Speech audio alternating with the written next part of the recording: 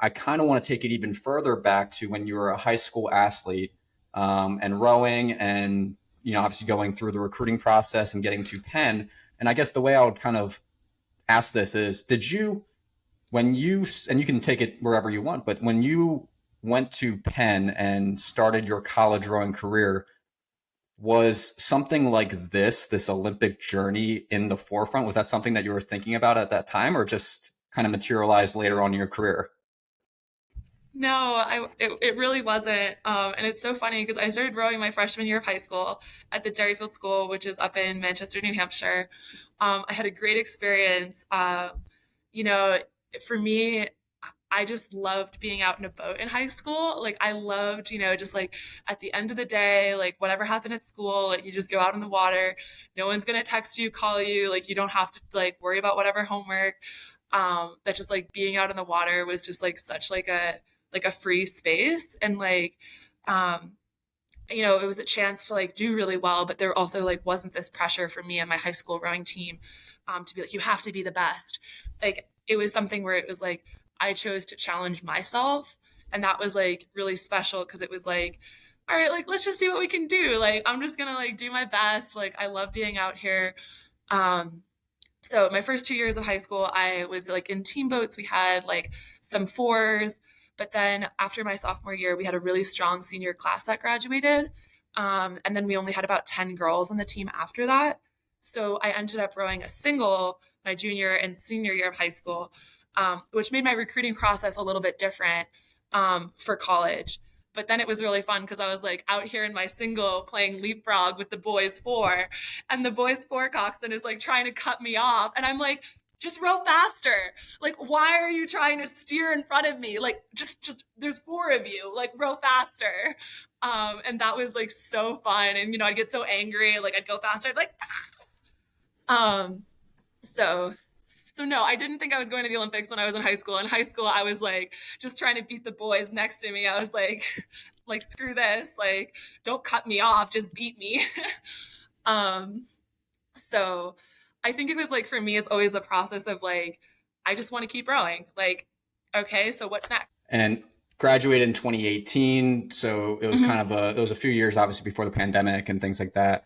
Yeah, And you had a window of, okay, like if Tokyo was 2020, or supposed to be yeah, 2020 but it happened to be in 2021, yeah. that 2 years between Penn and when the Olympic Games took place, like where was your mind? Was it, okay, like I'm trying to, I'm starting to get some, or make the under 23 team, this and that? When did it shift to like, I want to go to the Olympics? Yeah, so really astute observation here that the extra year really mattered for me because I was a younger athlete. So I had actually I'm a year young for my like graduating year. I had just turned 21 when I graduated from college, so I was like pretty young in 2018. Um, and in 20 so the next year 2019, it was my first year in the senior team, and I was asking our coach Tom at the time, Tom Terhart. I was like, so should I do the under 23 team? Like, I've had this full year of training at the training center, like this was awesome. Like in terms of like preparing for Tokyo, do you think it would be better for me, to go out and win another under 23 medal? Or do you think like I should just like do the selection process for the national team? And this was a crazy conversation. There's like certain conversations you have in your life where you're just like, okay, like hit save on this one. um but he looked at me and he was like, you don't have a great shot of making the Tokyo Olympics, but if you want to have any shot, then you need to try for the senior team this summer. And I was like, got it, check, understood, noted. And he's like, you've already won under 23s a couple times. Like, I think you've gotten like all you could out of that experience. Like, like go big. And I was like, got it. I feel like this is a huge piece of advice for like any younger rower, is that it's like, and I think too, like there's this kind of like underdog mentality that you kind of always have to have, no matter if you are the biggest dog or you're not. Of like hearing him say that, I was like, because I had spent the full year from graduating, like doing the full training volume. Like I was like, I was in the senior team group, like I was in the Olympic selection pool already at that point.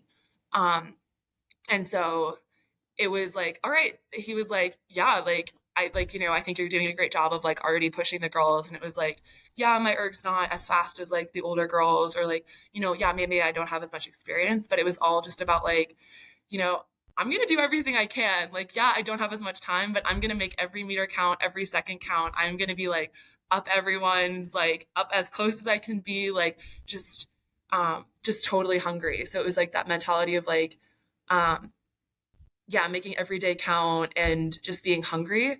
And I think the flip side of that is that, when you're younger, you kind of don't have this pressure. Like nobody expected me to do well. Nobody, like, I don't think anybody really saw me coming until I had already like kind of come through.